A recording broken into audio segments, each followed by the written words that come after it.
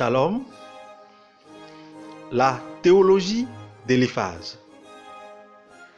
Il s'agit de cette théologie ou ce concept dans lequel vous avez déjà prouvé votre bonne foi. Et pourtant, on vous accuse des mêmes faits. Et cela se passe régulièrement dans l'église, où les sœurs, nos mères, nos épouses, nos époux, qui sont avec nous, ont déjà prouvé leur bonne foi dans beaucoup de domaines, leur détermination. Mais dès qu'ils tombent dans des épreuves, on les accuse encore des béabas de la foi. Du genre, tu dois confesser tes péchés. C'est parce que tu n'as pas la foi. Tu dois te repentir. Va demander pardon à Dieu. Et nous adoptons une attitude d'accusateur. En effet, Éliphaz connaissait bien la maturité spirituelle de Job. Il disait dans Job 4, versets 4 à 5, « Tes paroles ont relevé ceux qui chancelaient. Tu as affermi les genoux qui pliaient. Et maintenant qu'il s'agit de toi, tu faiblis. Maintenant que tu es atteint, tu te troubles.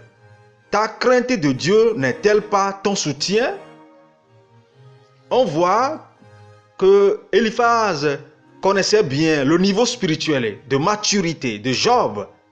Mais en même temps, il le rappelle, mais se met quand même en position d'accusateur. Une position suicidaire pour celui qui traverse des épreuves. Et c'est ce que nous faisons régulièrement entre frères et sœurs, entre responsables d'église ou entre responsables et fidèles d'église. Et c'est une attitude satanique et suicidaire pour celui qui est dans les épreuves. Jésus disait, quand vous priez, demandez au Père, ne nous soumets pas aux épreuves. Vous avez bien entendu, ne nous soumets pas aux épreuves, parce que le Père soumet aux épreuves. Car l'objectif du Père, c'est que nous puissions atteindre un certain niveau spirituel, une certaine maturité. Tant que nous n'atteignons pas ce niveau, il va continuer par nous soumettre aux épreuves. Mais en ce faisant, ce n'est pas une malédiction. Une épreuve n'est pas une malédiction, mais c'est un exercice difficile qui nous permet de grandir, de croître en maturité, selon la volonté du Père qui est dans les cieux. Romains 8, verset 1 dit, « Il n'y a donc maintenant aucune condamnation pour ceux qui sont en Jésus-Christ. » Vous connaissez bien cette maman, vous connaissez bien ce père qui est avec vous dans l'église, n'est-ce pas? Vous l'avez donné Jésus-Christ, vous l'avez baptisé, vous priez chaque jour pour lui. Et vous lui avez souvent répété ce verset qu'à partir d'aujourd'hui, il est devenu une nouvelle créature qui a plus de condamnation sur sa vie. Mais pourquoi, lorsqu'il tombe dans une épreuve, vous le traitez de malédiction? Pourquoi la malédiction vient d'où alors? Lisons dans 2 Corinthiens chapitre 5 verset 17. « Si quelqu'un est en Christ, il est une nouvelle créature.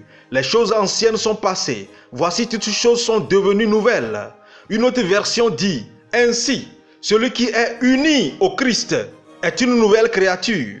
Ce qui est ancien a disparu. Voici ce qui est nouveau est déjà là. » Donc celui qui est uni à Christ est une nouvelle créature. Et c'est vous qui lui avez donné Christ.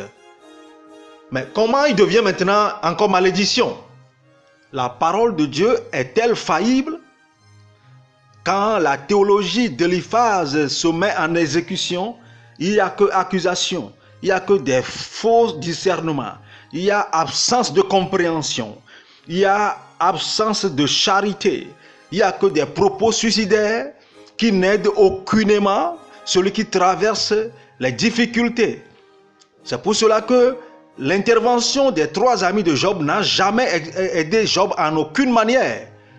C'est pour cela que je prie ce matin que Dieu t'épargne de ces fausses relations au nom de Jésus.